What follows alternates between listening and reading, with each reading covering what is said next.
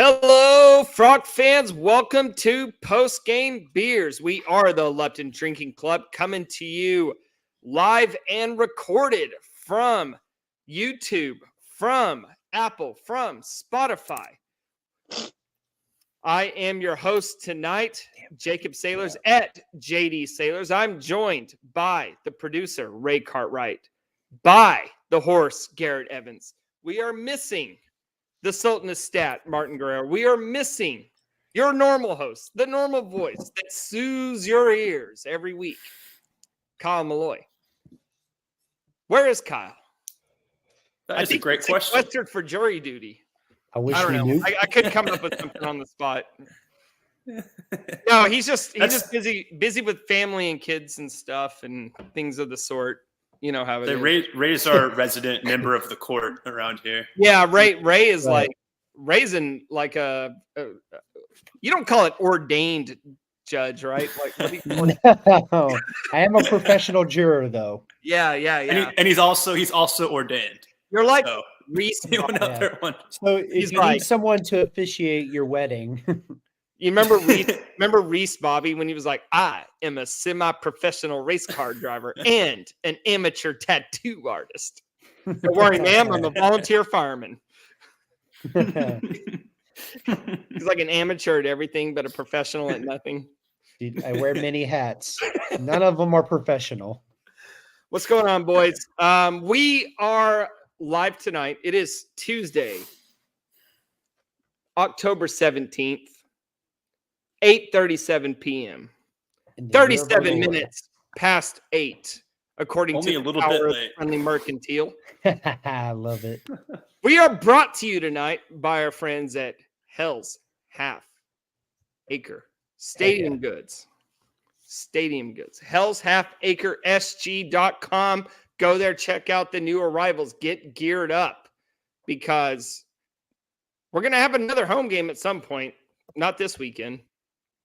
Dude, isn't it wild? It'll be 3 weeks. They're on the Don't road the next. wait, Well, they got a wait. bye week. Don't change the format, Ray. What are you talking about? There we go. Yeah. Hey, shout out to everybody joining us live tonight on YouTube. Yeah, we got a nice little audience tonight. Everybody in the chat, join in, chime in, give us your comments, give us your criticisms, give us your compliments, give us your questions. The 4 Qs. All right, boys, let's start with a weekend check because I feel like I've been kind of out of the group chat a little bit. I had a pretty busy weekend. So let's start with Garrett. Garrett, give us your weekend runaround.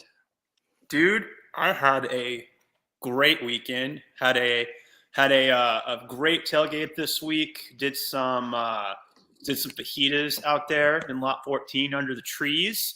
Okay. Big So shout you out were to live in person at the game. Yes, I was, and Okay. it was Baby Horse's first time to go into the stadium. So All that right, was fun. Take the little guy in there. Shout out Jackson. He came by and chatted for a little bit, played some pong, and had some tacos. That was awesome. Good to get to see you out there, dude. Outside of that, just enjoying your Texas Rangers playoff run. Oh yeah. So a lot of baseball this weekend, but it was good, man. Just kind of relaxed around the house, Right. watched some sports. Can I say Made a pot of something chili, which was absolutely electric.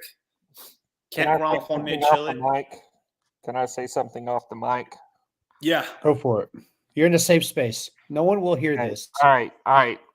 We need to cut this out of the recording, but I was not as dialed into TCU as I should be because of the Texas Rangers. Is this a safe spot, a safe place to admit that I kind of felt Hold the same on. way? Rangers weren't going on the same time TCU was Yeah. playing. We'll get to my weekend. All right, Garrett, you brought your little man out there. How'd he do? He did great, dude. He had his little headphones on. He was chilling. He Was made he, it through 3 quarters. So 3 I would quarters? say that's pretty successful. So he wasn't saying at halftime, Dad, it's a blowout. Can I go take my naps? Yeah, I finished my Coke and my hot dog, and I'm ready to leave. Yeah. All right, Ray, weekend check. I was a working man all weekend. Started a new job for a candle company. Like split. Shout out- Oh, Shout out Ryan House Candles. are they an unofficial sponsor now? They're an unofficial sponsor because I work for them. Oh, I thought you were doing something manly like splitting lumber or Candle work is manly. What are you talking about, dog? You don't know the labor that goes into producing a candle. You're right, I don't. So It's give us the 45-second rundown on candle making. okay. You get your glass shipped in. You've got these. You got the wicks. Put a little sticky tab. You stick it to the bottom of the glass. Pour in your wax after mixing the fragrances. Usually, you mix about a 50-pound bag of wax, and then you put in a couple ounces of fragrance. Pour it. Let it sit. See how it sits. Usually, it requires a top pour. Then you take those candles, cut the tops of the wicks off so it's kind of level with the glass. Wipe it off. Wipe all the excess wax off. Roll it in some Hey, tissue paper. can you start over? I kind of zoned out. Oh my god! some nice lilac and beechwood. Dude, so it's crazy. So this weekend was a big weekend for them. They had a booth set up at. Have you ever heard of Christmas in Cowtown? Yeah. Put on by the Junior League Association. Yes. Dude, this is a money-making event. It's where the Fort Worth Elite shop during the week. The Fort Worth Housewives, I should say, shop on the weekend. They got to at be this wives. event.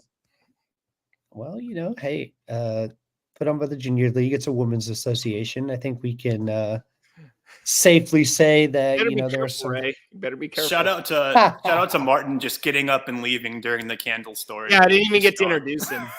We'll get back to Martin later. Actually, But dude, okay, no. so 4 days this event went on. They sold $30,000 in candles.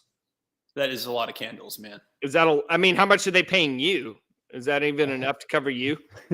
Well, barely, right? My I'm not cheap. What can I say?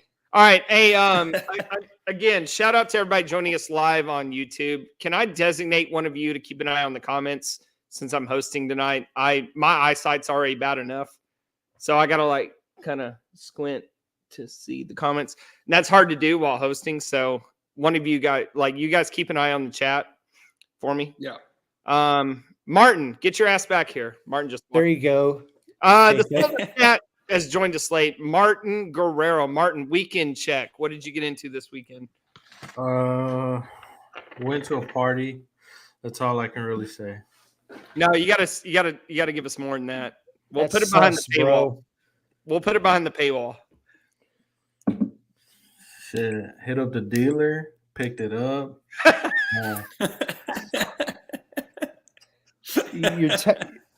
By deal, you mean you picked up some nice smoked meat?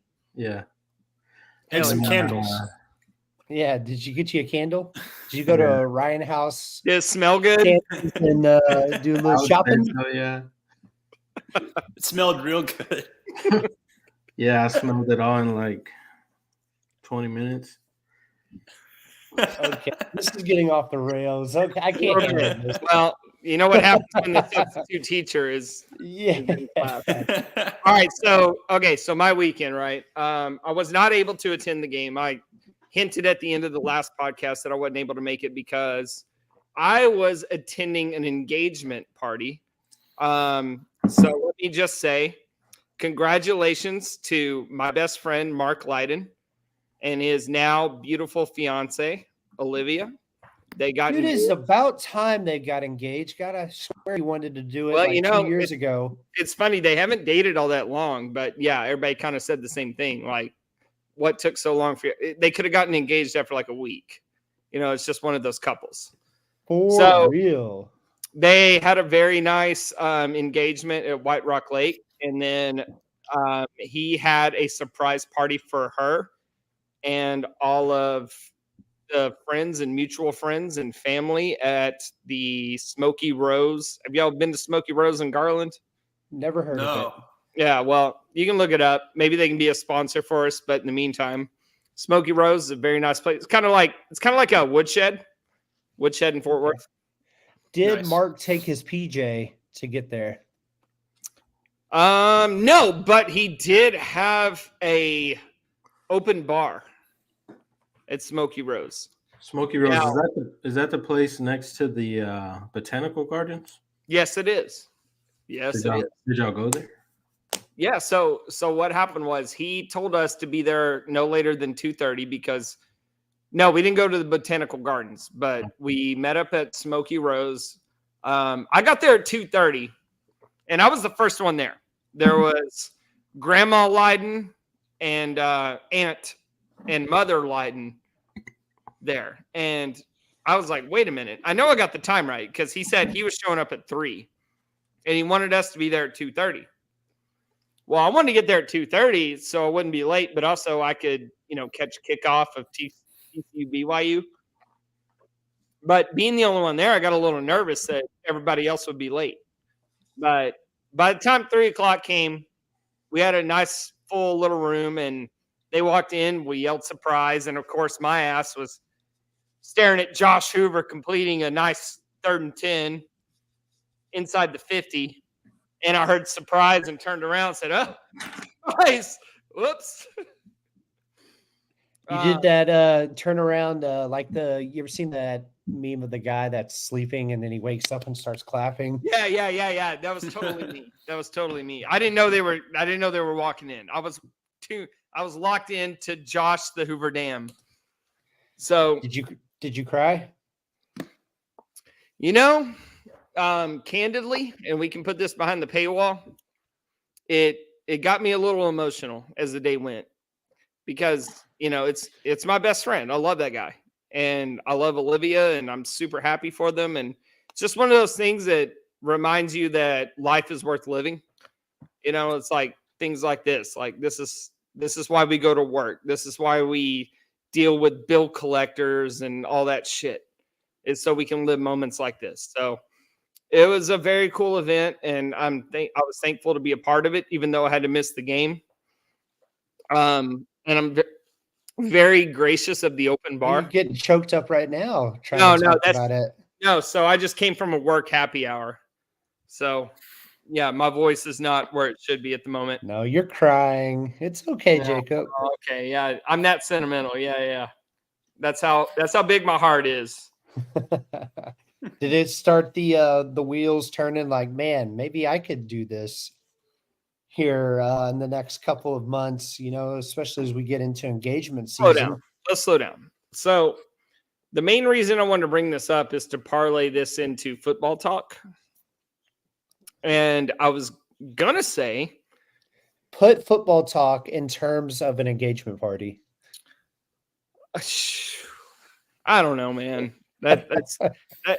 I'm coming off a nice buzz from the work happy hour, so you're gonna have to I got the text from MK 30 minutes before I was gonna head to the happy hour that he wasn't gonna be able to make it tonight, and I was like, shit, I know I'm gonna be drinking too many free drinks. And anyway, what I was gonna say was, because of my situation on Saturday, I felt like in the time I arrived at Smoky Rose and the time Mark and his future bride walked in, I saw enough of the game to say, this one's over.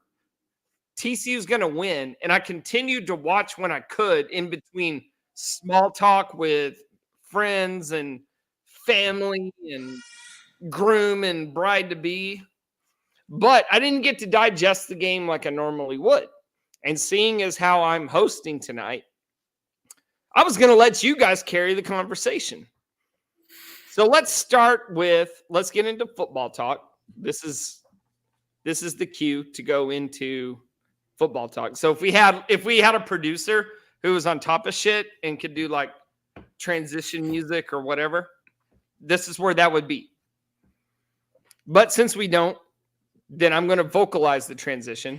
No, and this is great. This is great right here. I love the way this is going. Hey, that's what you get when I host. You get a lot of wordiness. So I say all that to say, I saw enough to say TCU came out in this game against BYU, coming in 3-3 at home, homecoming against BYU. And I criticized them last week for not being the most excited team to play. In the 30 minutes that I was dialed in, hardcore, they were the most excited team to play. And it transitioned to the scoreboard.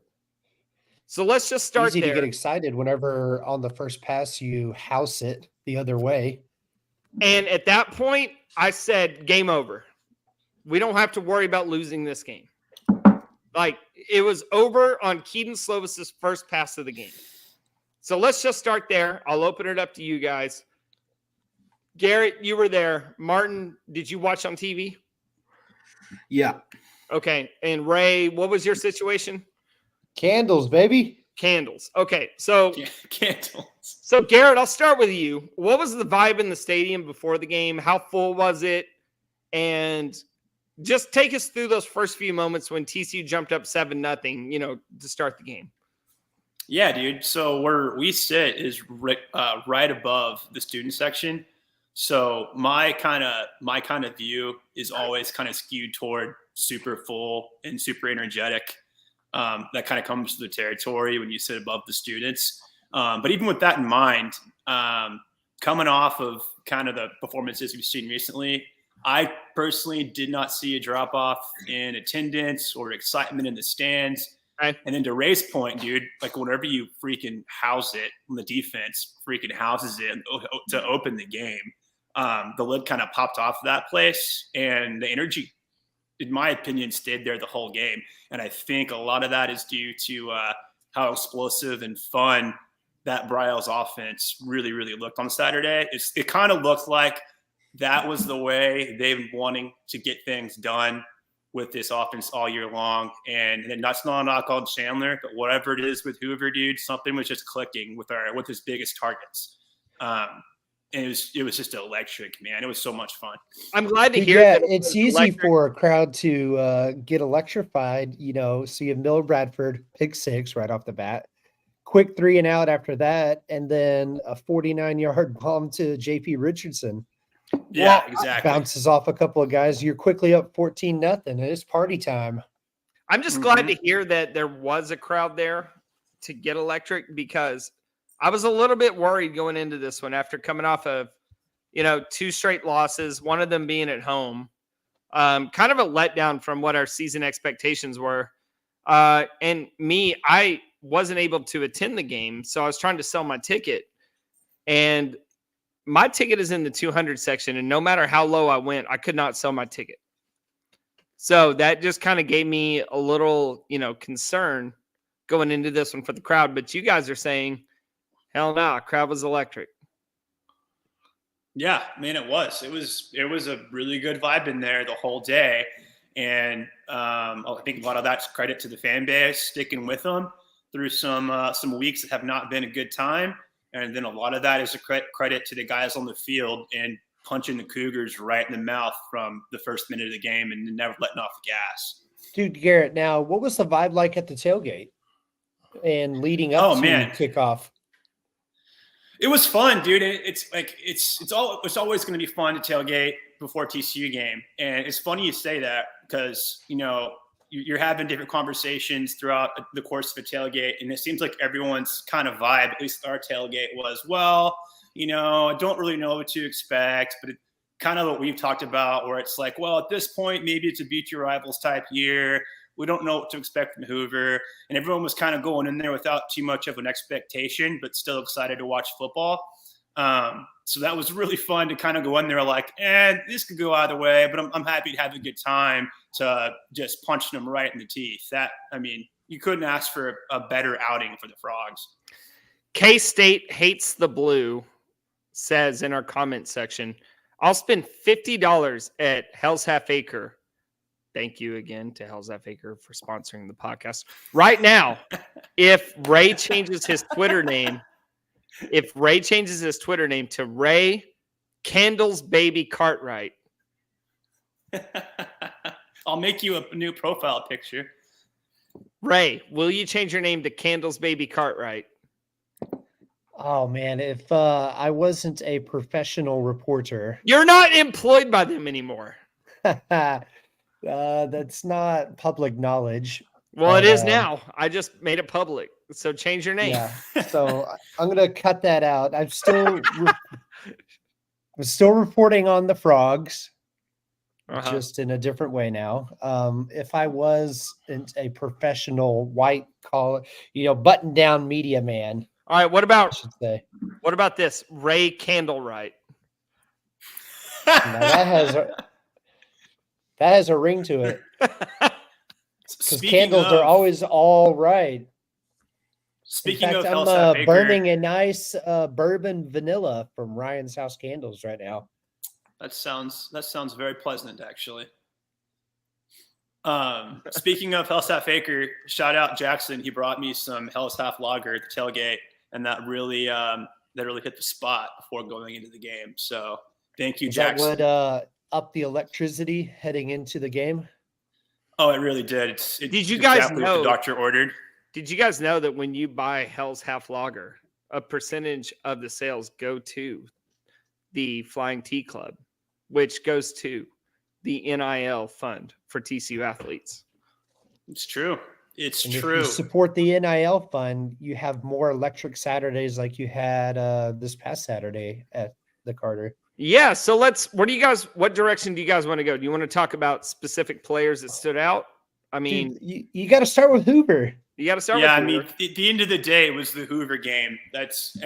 On the receivers obviously stepped it up. There was a couple drops, but it was the Hoover game, dude.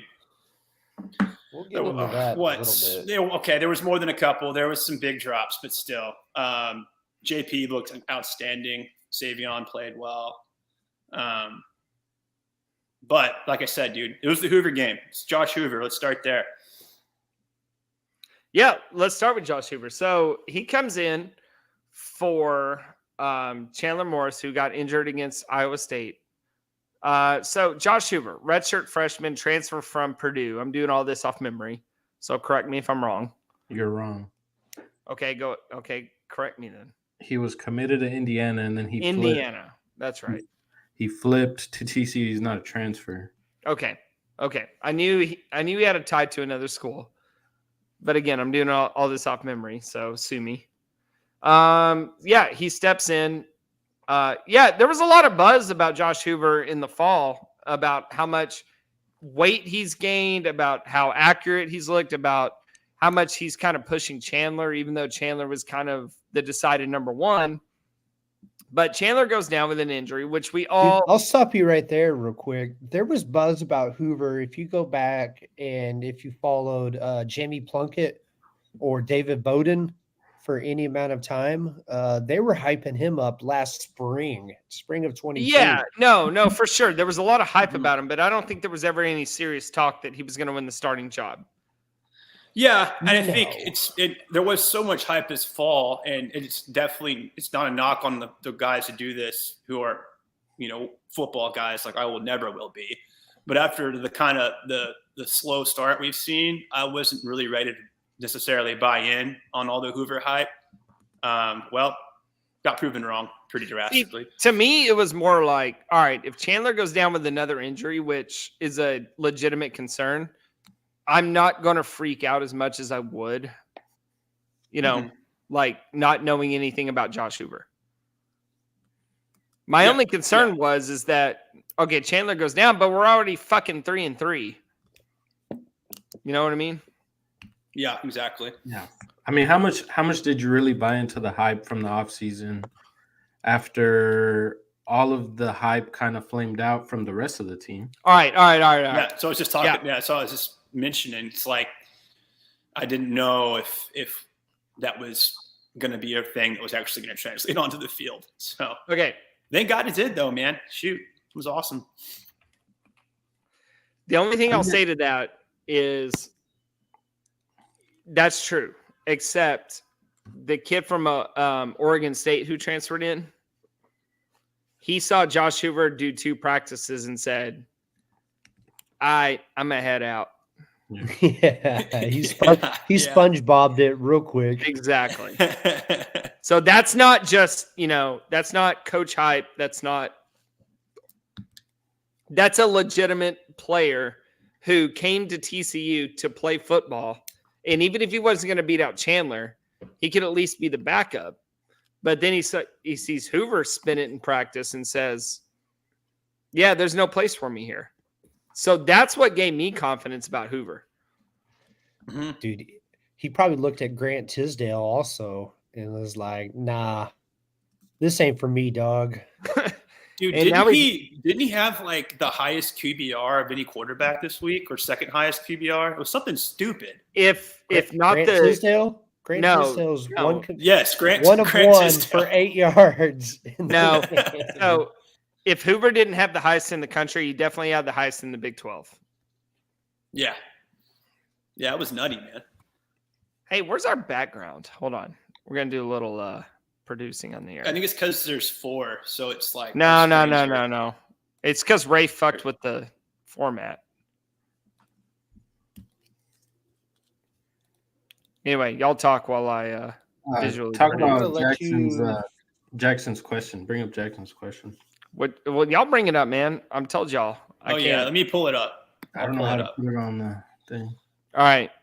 For Hoover, playing in Manhattan in K-State's first home game in 5 weeks, could a strong performance seal him as the starter going forward? Do y'all think that this week's game defines our season? Oh, man. So That's a very loaded question. yeah, I think there's a couple of parts to that question. I think you're right. I think if he's as dominant as he was this past week in Manhattan, it would be very, very tough to take the ball out of his hands for sure. I'm trying to not sit here and get too excited about one really crazy start at the Carter at home. I mean, we've seen other quarterbacks have a really good start at home and then maybe taper off after that. But sure, if he's able to duplicate that or again on the road at Kansas State, I imagine it would be at least worth having the conversation of, is it going to be difficult to take a ball out of his hands for sure? Yeah, no. You're going to need to see a larger sample size than 2 games out of Hoover. What the hell? Even if he goes in there and plays well against Kansas State, at this point, Chandler would still be the starter if he comes back, which, I was talking to some people today and they doubt that you're going to see Chandler at all this season. Right. That's true. Just with his injury. It really sucks for Chandler. I definitely feel for him, but I'm also encouraged to see that guys are galvanizing around Josh as kind of a leader on the squad, and then pairing that with how well he played Saturday, as this camera view changes every 10 seconds. Dude, I'm sorry. There we go. I love it. I love it. It's like a visual effect. It's exciting. No, I'm frustrated because Ray fucked with it, and now we can't see our sponsor. How did I mess with it? I don't know. Tell me how I messed with it in front of all these people right now. Tell me how I messed with it. Secret time. I messed with it. You clicked it. Come, Okay. Well, let's air out. Let's have a mini Festivus right here. I still blame Ray. I think if Hoover replicates the exact same performance, then I think he's probably going to be the starter the rest of the year, and Chandler will probably transfer out. I don't put a lot of weight on his performance against BYU, mostly because BYU. I don't know why BYU sucked as bad as they did coming off of a bye week. Maybe their coach saw Chandler went down. He didn't really respect what Hoover has done when he's come into games this year, because it hasn't really been good. And I think they just came into Fort Worth and were like, we're going to stop Amani Bailey. And, I mean, they kind of did. I think they just put all their eggs in the basket of stopping Amani Bailey, and Hoover spun it. Yeah. Well, yeah. and also I agree BYU with was you completely. down. BYU was down 3 safeties, 2 in this game.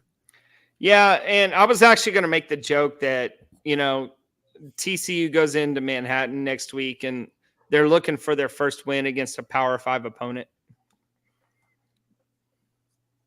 Mm-hmm. Yeah. I laughed off. I was muted. No, there I know for a you second. needed a minute to chew on it. I know, because I'm the first one to think about this. That all of TCU's wins have come from either brand new conference opponents or G5 or what's the other one? FCS opponents.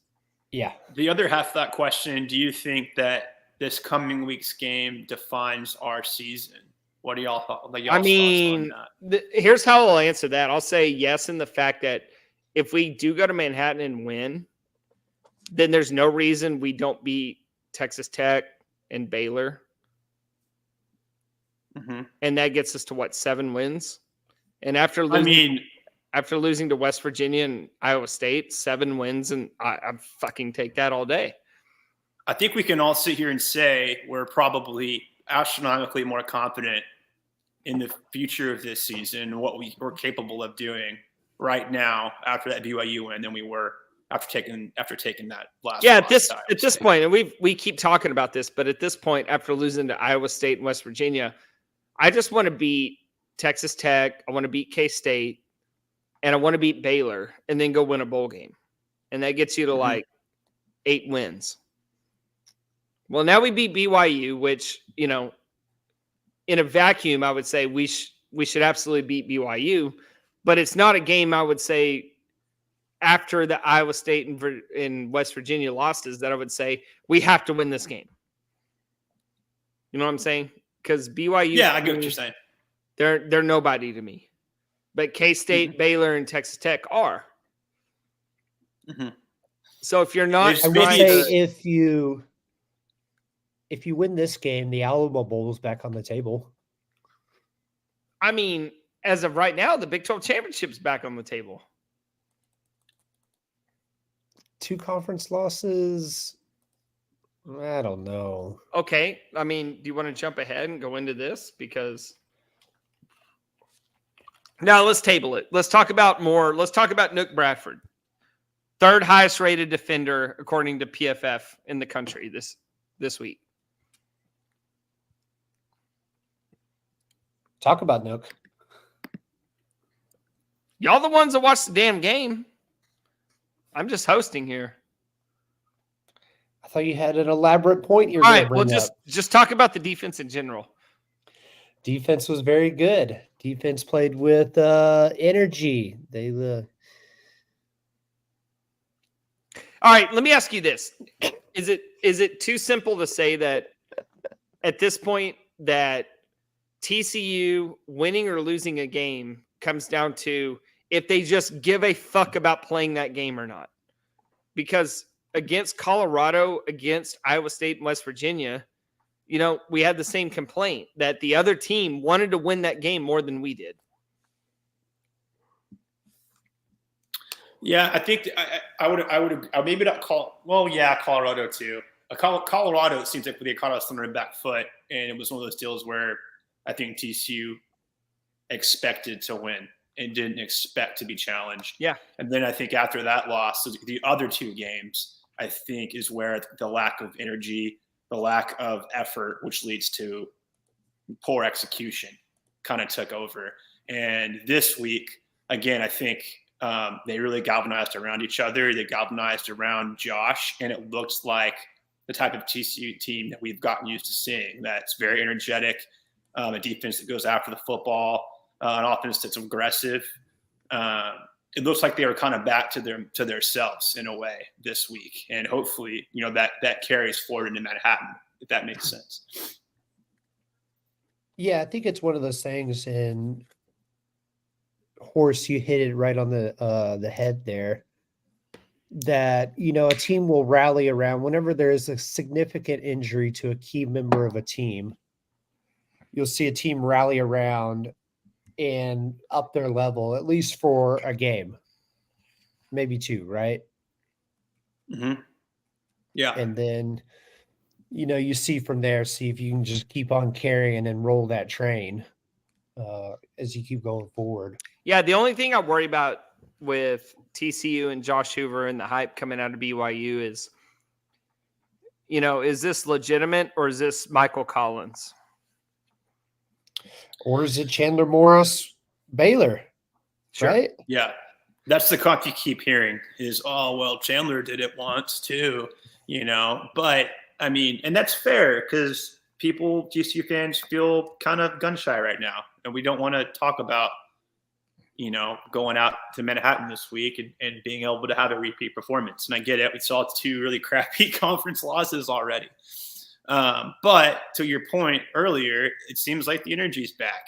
And they were executing against BYU in ways that we haven't seen them execute thus far. Specifically on offense. Josh, dude, he can throw some dimes. He was hitting guys. It was fun to watch. I like to think that can kind of carry on to next week, man, and so on and so forth from there. It just seems like they found that next gear against BYU, and hopefully that translates to this week. Do you know what this feels like? What's that? This feels like when we were talking about TCU baseball in April. Dude, yeah, actually. Yeah, except the thing is in baseball is you have such a greater margin for error. Yeah, for sure. But it was coming to here 1 week after the Houston game, right? And say, okay, man, their crock-potting teams are rolling. And then they go lay an egg. And they've laid an egg the last 2 weeks. And then they come back this weekend and play amazing, right? And now it's okay. Is the train back on the tracks? It's been a roller coaster through the first half of the season. In baseball, every team goes through a lull, so you have time to make up for it. Yeah. So I think the comp there is not necessarily going to be in season results. It can't be at this point, but the comp could be, after TCU baseball had that team meeting with everybody in the locker room. And then came back out strong and looked like themselves from there on after. That same kind of vibe can happen here. Granted, they cannot get the results baseball did. I mean, we have 3 losses, 2 in conference, but they could most definitely still turn it around. They could most definitely still make this a heck of a fun year if they stay right. And maybe they're right now. They certainly looked like they were right this past Saturday. And you think about the TCU baseball team, they went through injuries to their starting staff, right? And then you had to move Cole Klecker, a freshman, to Friday night, right? And he dominated. He took off and ran with that role, okay? A little different, okay, it's comparing apples to oranges, football to baseball, but you insert a redshirt freshman into starting QB1, and he's taken off and ran with that so far through 1 game. Yes, through one game. So, yeah, and looking at the rest of the schedule, we have 5 games remaining in the regular season. We're at K-State, bye week, at Texas Tech, home against Texas and Baylor, and then we finish at Oklahoma. It's, to me, if the team plays like they did against BYU, like forget about who the opponent was, they can go 4-1. Easily. Like they could also go 1-4. Well, and that's saying if they play like they did against Iowa State and West Virginia. Yeah, for sure. So to me, it's not so much are they talented enough to win? It's do they want to win bad enough, to play with that same effort like they did against BYU. So, Jacob, I put up a comment on the screen here from Candles, baby. Let's go. Okay. Wait. Loaded to West Virginia is the turning point. Looking to West Virginia as the turning point. / rock bottom, right? TCU gets beat by West Virginia. TCU baseball got swept by West Virginia. And then they were able to turn their seasons around after that. And, mind you, that TCU baseball came out and lost a weekend series that next weekend to Texas. And TCU goes out and loses to Iowa State and then takes off. Just saying. Woo-hoo. Yeah, except I mean, it depends on what your goals are now going forward. Like Make as good of a bowl game as possible. when TC went through all that, the chances of winning a national championship were still in play. Yeah, and that's where baseball's different from football, right? Yeah, that's what I'm trying to say. 64 teams get into the NCAA tournament, only 4 get into football. Okay, I get that. Yeah, TC is not going on a national title run. You're right, Well, Jacob. If this was the 12-year playoff year or whatever, and we could still win the conference championship, we would technically All right. still have. So can we win the conference championship if we finish 5-3? You need some help. Yeah, I You mean, gotta you win could with out. help. So what you beat Texas, and then you have You got to beat Texas and Oklahoma. You got to win out. Yeah. Yeah, beating Texas, and they would have to lose another game. You'd have the tiebreaker. No, well, we would have 3 losses. They would have 2. Oh shit, we have 3 losses. Yeah, they'd have to lose. Yeah, another. but only 2 in They'd have to conference. lose another. Doesn't conference matter? Doesn't your conference standings trump No, your Ray, we would overall have 3. in conference? Yeah, we lost to West Virginia and Iowa State. That's 2 conference losses. Yeah, And then we split against Texas and Oklahoma. That's 3. but I'm saying so we you win have to out. win out. Okay, yeah, if we win out, yeah. Jeez, how drunk are you right now? No, all right. I'm not drunk. I quit vaping, Congratulations. but RIP. in order to do that, I switched to Zins, and they give me bad hiccups. Mm. So I'm suffering through Zin hiccups at the moment. Well, why not just vape? It's the same thing as doing It's not Zen. the same. It's not the same. It's not the same. How's it not the same? Well, you're not breathing in smoke 24/7. And that hand to oral fixation. Yeah. And I don't know what it is with the hiccups, but these things give you hiccups. Vapes don't give me hiccups. Yeah, man. Jay, you Those sound like things. you are on the struggle bus. No, I'm right good. now. I'm good. I'm a professional. We'll fight through this. Yeah, if we win out, then the only teams that could get in over us are West Virginia and Iowa State. You got the Xenops, Yeah. Jacob? Mhm.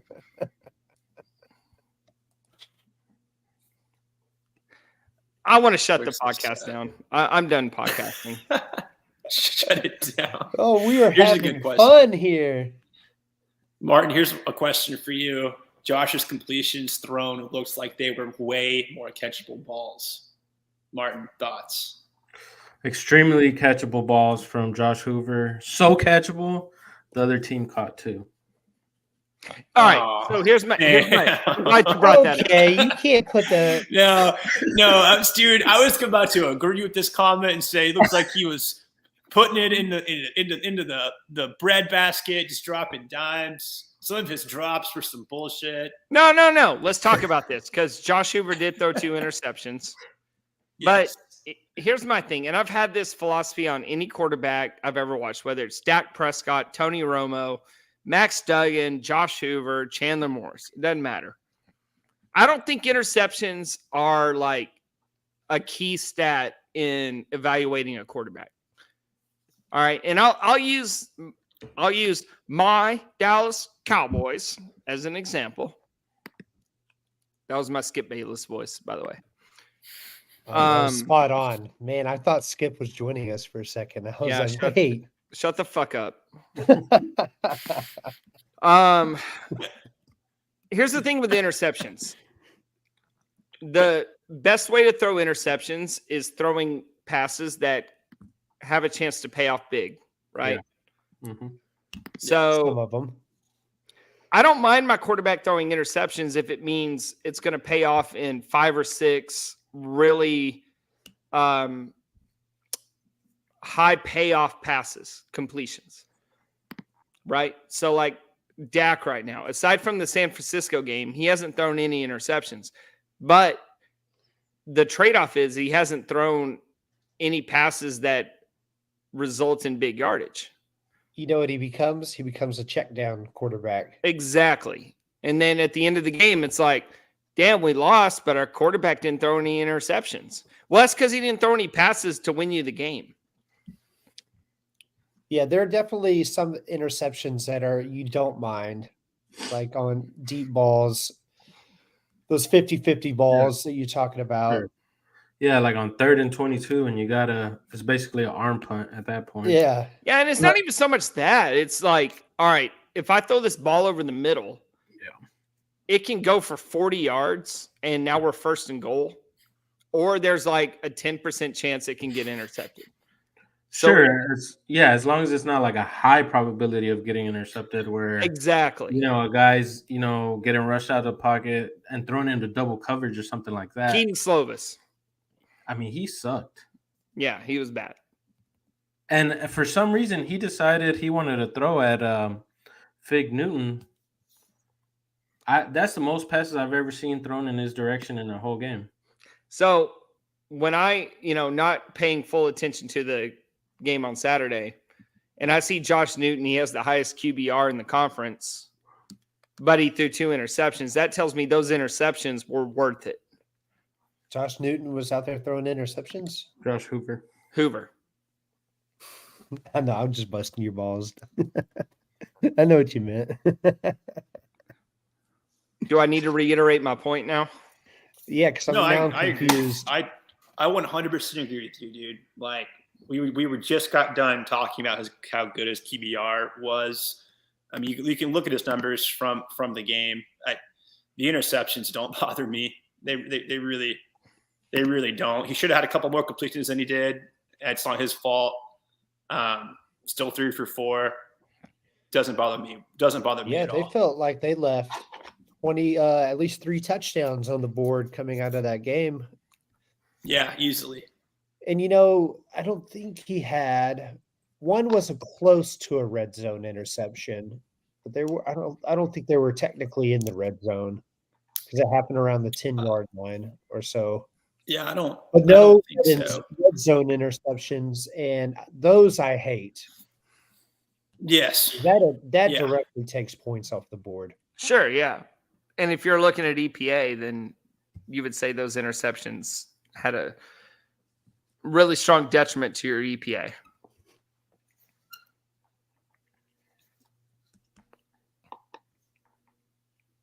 Ray, here's a question for you. I don't have anything on this. I've been so locked into the Rangers.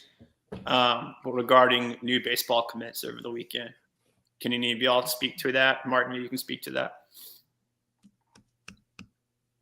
Martin was texting me about him. I think one guy flipped from Oregon State, and then there's another guy from Michigan, left-handed pitcher, kind of tall. I think both of them are class of 2025. And then there's another guy who's supposed to commit tomorrow around noon, I think. He was like the top overall player for the 25 class, and the guy reclassified for 2024. So he's speaking of Noah Franco. Yeah, Noah Franco. He's committing tomorrow at 11 a.m. and I think he's going to commit to us. That's 11 a.m. Eastern. No, 12 Eastern. 12 Eastern. Is he the kind of guy that would even make it to campus, though? So here's the thing about this. So Noah Franco, he's a top 50 high school recruit, which means, like top 5. Top 50 recruit overall. So, yeah, he's probably going to get drafted really high. He's probably going to sign. The only reason I'm semi-optimistic about this recruit is because he wants to hit and pitch. And it's more likely he'll get to do that at college, a la Luke and Baker, than he will in minor leagues. So I'm optimistic to an extent about Franco than I would be about, like a Jacob Gonzalez or somebody like that. And also, I think it also helps. I mean, it doesn't hurt whenever you have former players that are on this team that come from this program, like a Nick Lodolo that could have been that were drafted high. in the Mhm. top 50 players drafted. I think Lodolo was drafted 41st by the Pirates and turned them down to go to TCU. Anthony Right. Silva would have been highly drafted. He's on the team, and so he can talk to those guys and get some advice from them. Yeah, the only thing is You're right. it's less predictable that we just get a random recruit that just wants to go to college.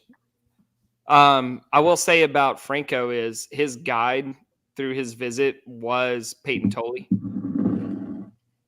Who's a Okay, well there you go. I mean, Yeah. there's a guy who does what he wants to do, right? exactly. A guy who can pitch and hit, and also Peyton is the kind of guy who can talk to the culture here. And if I remember from when we spoke with him, he said that was one of the biggest draws to come into TCU was he really liked the culture. He liked kind of what we had going on. So, that's a great guy to show this kid around. And dude, and this conversation is cool to have in the first place. We're talking about getting a guy who's probably going to be drafted. So maybe he doesn't make it to campus, but it is really cool being a fan of a program that has the opportunity to get kids like that, period, right? And even if Franco did get drafted and signed, TCU still has a top 20 recruiting class in the country. Yeah, I was going to say, we still have a top 20 recruiting class for that class already. So it's gravy at this point, dude. Yeah, our class is not determined on Franco signing or coming to campus. But for whatever it's worth at the moment, I think he will commit to us. What do you make about him reclassifying? He was 2025 and now he's 2024. I wonder if that means that he would have been draft eligible either way. Like if he would have been an old, like Silva is only going to be here through next year, So, it doesn't make a difference if he's on a college campus for 3 years as opposed to 2 years.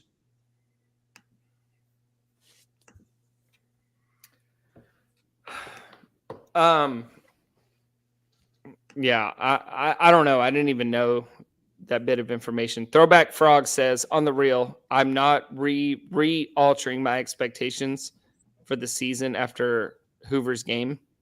I'm worried about a 2021 OSU game. And I want to see the next couple of weeks before I expect more than 6-6. Yeah, I mean, that's hedging emotions, right?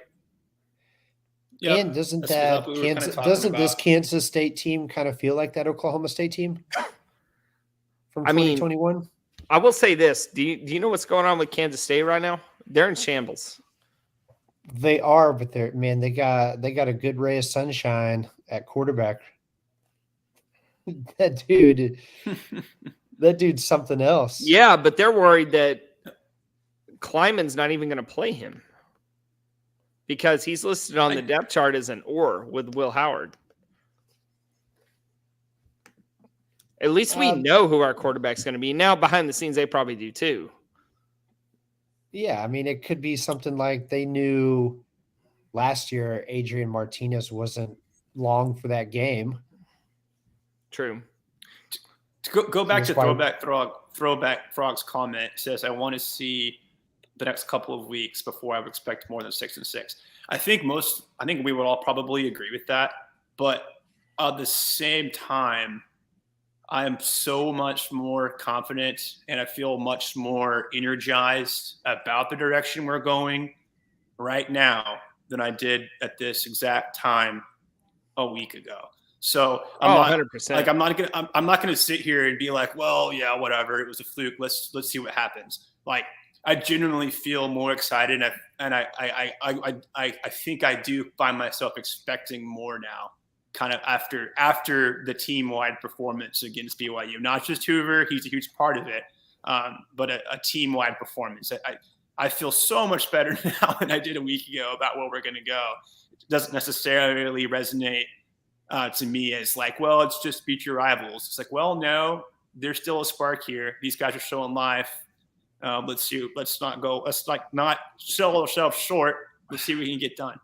Yeah, I mean, Throwback Frog is a perfect example of a fan who got hurt by Colorado, West Virginia, and Iowa State and doesn't want to get hurt again.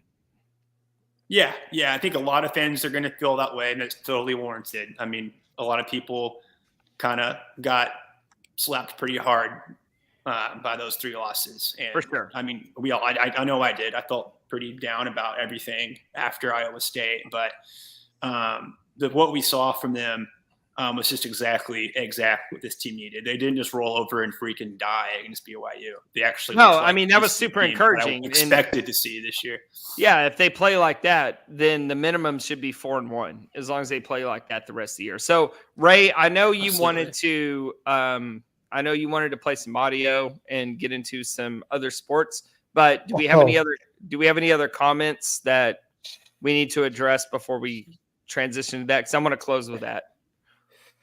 Well, I thought we were just kidding about the audio, so I don't actually have the interviews I did today ready, but that's fine. okay. Well, I can still talk to it. But sure. Also, I was kind of thinking a little bit more about, people talk about this Hoovers game being Chandler Morris's game of 2021. That was also, if you think back to that 2021 season, that was coming off the K-State loss that basically got Gary Patterson fired. And the next week was the Baylor game. So a little vibes were a little different. Yeah, absolutely. Plus it was Baylor, right? It's a huge rivalry week, not to mention everything going on with the Patterson administration. I don't think was a good Baylor team. It was a good Baylor team. Tough to compare the two situations. I think the biggest takeaway is, well, TCU had every opportunity to say, kind of fuck it, we're done. And they didn't do that. They kind of rallied around the young quarterback. So let's see more of that.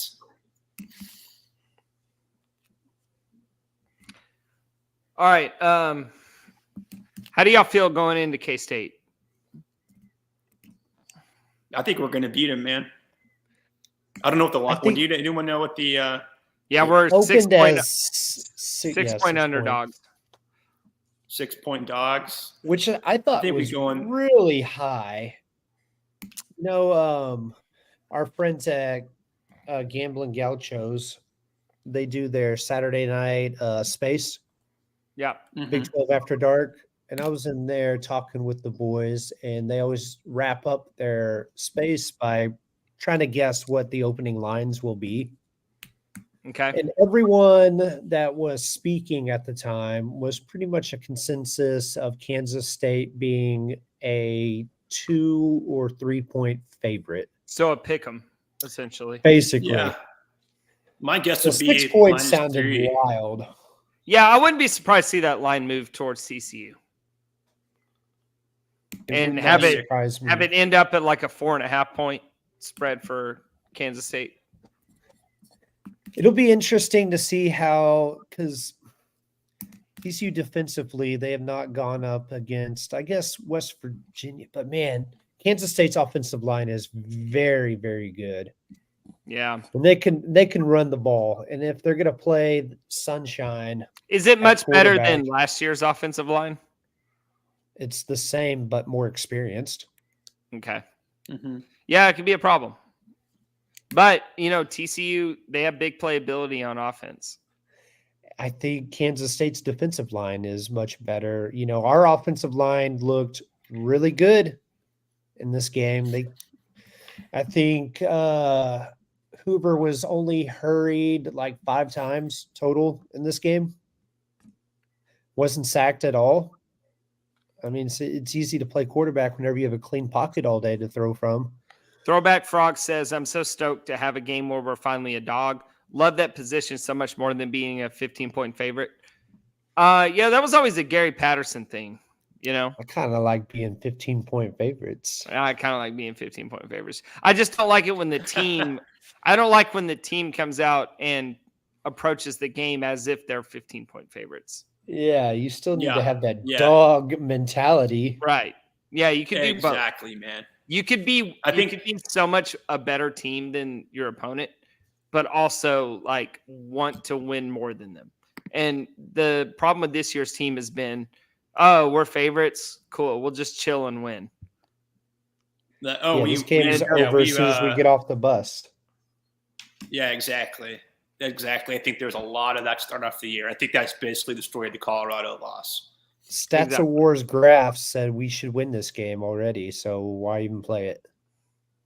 This is a good point by Candles Baby here. You know, they shouldn't have lost Oklahoma State. That is true. That is true. They probably are feeling pretty hurt in the butt region right now after that. We shouldn't have lost any game all year. Yeah. So we lost 2 conference games already. We're not feeling like we're world beaters either. We should be 7-0. We should be 7-0. So they can be as butthurt as they want to be about losing to the Cowboys. I think TCU's got just as big a chip right now, if not more. So you saw it against BYU. You saw a pissed off team. So here's they should have had that chip all year. Yeah, exactly. Like we said to start off this pod, keep this same energy. Like this is the energy I thought we'd have week 1. Like I thought we'd be looking explosive and that we wanted to F and be on the football field. And they finally looks like they wanted to be on the football field. Exactly. And if they keep that up, they can go 4-1 or 5-0. Yes, 100%. 100%. All right. Ray, if there's no more comments that we need to address, let's get into what you wanted to get into and close it out. Okay, we will end with some volleyball talk. TCU volleyball has a huge matchup tomorrow at Schollmeyer Arena against Texas. Texas is ranked, I think they're 8th in the country right now. They're 12-3 on the year. Won 8 games in a row. TCU coming off a loss to West Virginia, which was not the greatest, but they were also missing half of their starting rotation. Melanie Parra has been hurt, and if you haven't seen Melanie Parra play, she is a legit superstar.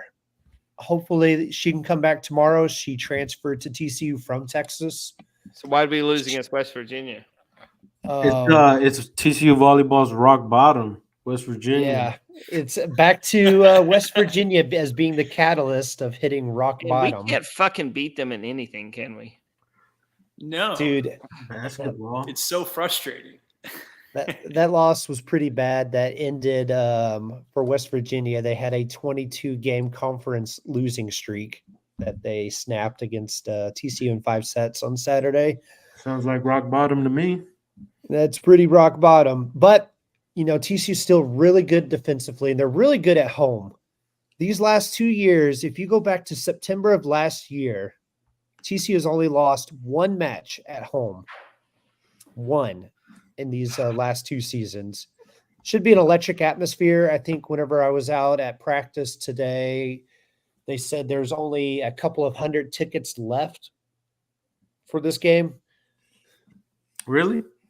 Yes. So it should be close to a sellout. All right. So I'm looking at the standings. I see TCU at 5-3. There's Kansas and Baylor behind them at 4-3. So they have a match in hand. Texas is 8-0 and 13-3 overall. Do we have a chance? Yes, we do have a chance. Okay. We'll have a better chance if Melanie plays. Now she's questionable for the match. Grades? No, back. Oh. She's injured. She got hurt. Well, she's been battling a back all year. It flared up on her against Oklahoma last week. Sat out. They held her out of the game on Saturday, so hopefully she can be back and get right for this game because I know that this game is super important to her. They will also get back Jalen Gibson, which is she had a kind of an interesting road trip because TCU volleyball was on the road all week last week. They went from Norman to Morgantown. She had to have her tonsils removed while on the road. It's kind of crazy. How the fuck does that happen? How do tonsils work? I don't know. I don't either. I didn't go to the Burnett School of Medicine at TCU. How do tonsils work? So they're at home. They're at home. Where do they play their matches in Schollmeyer? Yep. Okay. And they're free to students, obviously. but for the general public, how do you go to these matches? You just buy tickets through gogofrogs.com. Are they affordable? Yeah, they're like $10. Yeah, $10? Martin's a big fan of volleyball. Just Okay. not losing to West Virginia. I'm just I'm gaining information here. West Virginia is 1-6. I guess their one win was against us. Yeah, they hadn't won a game and they haven't won a Big 12 game in their last 22 matches. That's an incredible endorsement of this squad. If it's also Parra hard. plays, that's good good entertainment right there. Dude, Melanie Parr is worth the price of admission if she plays. Does she spike? Is she a setter? She's Honestly, an outside hitter. She's an outside hitter, but she kind of does it all. Like she fills up the score sheet. It's kind of hard to describe. Like so she's like Michael player. Parsons. I mean, he's a defensive player. If you but think of an offensive player, he doesn't play on the line, and he doesn't really play linebacker. He just kind of does Micah Parsons shit. Well, she's not setting. Like, make this relatable to the general person like me. It's hard to describe because all 633 people in our live stream right now. So she's like a phenom. Like growing up, she's from Mexico. She played for the Olympic I see why you like them. Mexico. And she went to Texas. She won a national championship, but Texas, I guess they weren't starting her or giving her like all the opportunities. So she came to TCU and she pretty much does everything. And she like single-handedly wins games for TCU. So like Acuna, as Damon says. Yeah. There's our comp. I mean, she's exciting. I mean, against Florida State, they played Florida State a couple of weeks ago at home in their first home match. She put up 34 kills, which is one off the school record, set the school record illegal. for 5 matches or in 4 sets. That was 4 sets. She put up 34 kills. I mean, she is incredible. And she is a badass server. She leads the team in aces. A badass server, yeah. Don't know what any of these words mean, but they sound exciting as hell. And I'm on the same boat, but I will say that, all right, so the match is on Wednesday night. Yeah, tomorrow night, 6 p.m. And it'll be on ESPN2 too, so they'll be on national TV. If you are a dedicated listener of Postgame Beers and you're hearing this on Wednesday, morning, afternoon, go out to Schollmeyer. Go check out the lady volleyballers. Dude, I guarantee you won't be disappointed. Volleyball is actually a fun sport to watch. It's so much fun. You said you interviewed some coaches today. What'd you get from that? Jason Williams, boy, he'll give you some good sound bites. One of them today, he is like, well, Texas did win the national title team last year, and they are a very good team, but they're very beatable this year. They have a freshman setter. They're also going through some lineup changes themselves. So it's not out of the question that TCU can beat Texas. He's feeling confident about it. I talked to Bree Green, who's just a stud in that middle block for them. Her and Sarah have just locked down the block all year. They are top. I want to say both of them are top. I know Sarah is top 10 in the country in blocks. And Bree's missed some time with some injuries, so she may not be up there. But, I mean, they're both constantly around 8-9 blocks a match, which is just an incredibly high number. And TCU as a team, they're the only team, they've done it twice, to record 20 blocks as a team. And they've done that twice this year in the Big 12. So if the defense is humming and, they play so good at home. They do. All right, let's see. They are 3-1 at home against the Big 12, 6-1 overall. Yeah, and shouldn't have lost that match to Kansas or Cincinnati, but that's okay. It was a 5-set. No, they shouldn't have. That was, nope. They shouldn't have lost Cincinnati. So, yeah, TCU is sitting at 5th in the conference behind Iowa State, BYU. Here, I'll share my screen. Y'all can Yeah. y'all can vamp do. UCF, they have a pretty good volleyball team. I think they're second in the conference. I don't know if y'all can see that very well or not. I'll zoom in.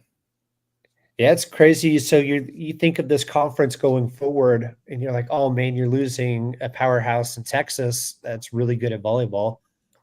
But then you're replacing them with BYU and Central Florida, who are also really good at volleyball. Is this the last conference match? No. They still have they just passed the halfway point Oh, in conference play. so what's the big deal about Texas? They just won a natty. Yeah, Okay. they're coming So off a national title. Go beat the they're on top of the mountain. So let's go knock them off. So Hayden asked, I'll pull up the question. What about Audrey Knowles? She was fantastic for TCU last year. This year, I haven't heard much. So she started the year off with an injury. She got a concussion right before the season started. How the fuck do you get a concussion in volleyball? It was for it was off the field, off the court. Oh, okay. So we'll talk about it more in our Patreon. Yeah. Not my spot to bring up, but oh dear. Okay. But she's worked her way back. I mean, against West Virginia, she had 23 kills and I think 19 digs, which is just fantastic. But then again, you don't have, Melanie and Jalen. Jalen's really good. Sophomore from San Antonio. Really, really good. Usually she's their second best outside. And Knowles, I mean, if you have an Audrey Knowles as your third best, you're in really, really good position as a team. Okay. All right. Well, if you are free tomorrow, and even if you're not, arrange your plans to go to the Showmire and watch the Lady Volleyballers take on the defending national champion, Texas Longhorns. And, volleyball, it can be it's an interesting sport. It can either go an hour and a half or it can go 3 hours. I enjoy it when I watch it. It's a lot of fun. It's a high adrenaline sport. If you can't, there's just constant action. And I can't stop sharing my screen. So that's cool. What's our plan for Kansas State game, guys? What are y'all doing? All right. I'm glad you brought that up. So I will actually be out of pocket again. I will be in Fayetteville watching the Woo Pigs take on the Bulldogs of Mississippi State. So I'll be getting some SEC tailgating fun times. I'm going hiking Friday. I don't know if I have time to play golf, Ray, but I will be hiking and I will be the links at Fayetteville is a great golf course. Yeah, I'll be tailgating bright and early in SEC country Saturday morning. The good thing is TCU doesn't play until the night. So 11 a.m. kickoff in Fayetteville, and then I will find me a Woo Pig bar and put my purple on and cheer on my frogs. You're going to call the Hogs? I'm going to call the Hogs, then I'll call the Frogs. Yeah, you're going to call the Frogs.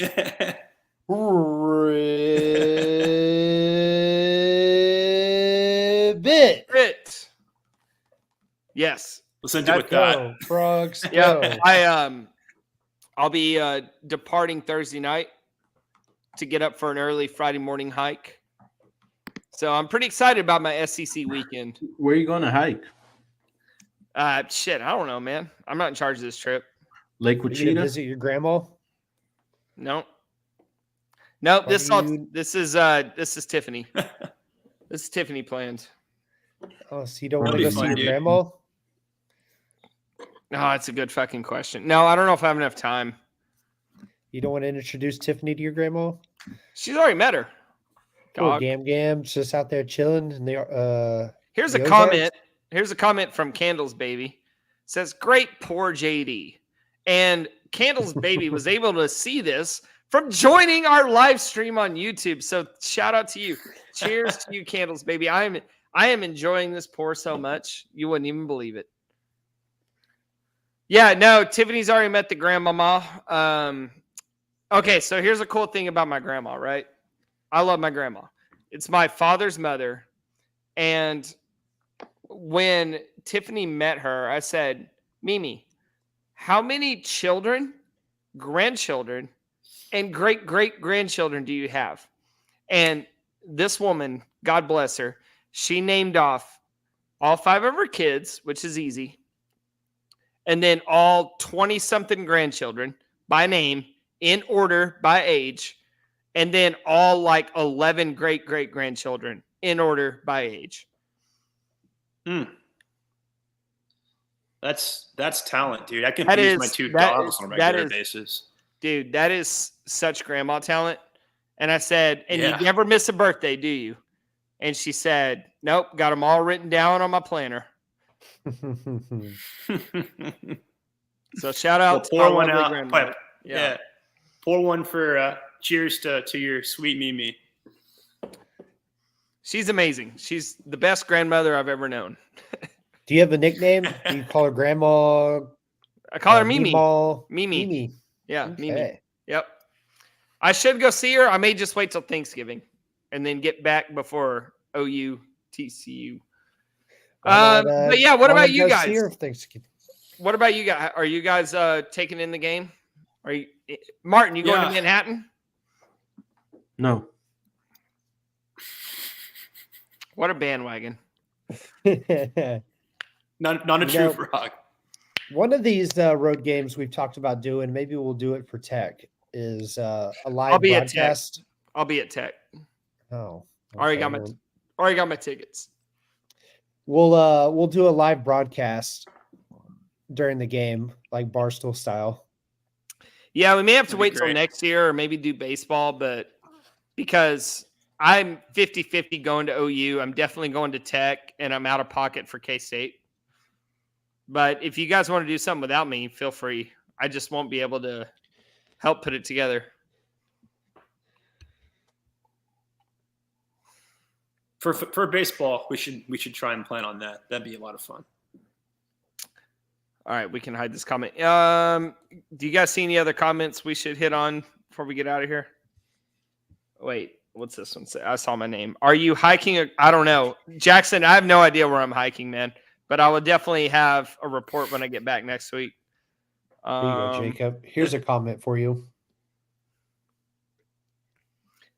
No, I'm chilling. I'm fine. The hiccups were literally because Jacob's a professional. He doesn't need a pound of water.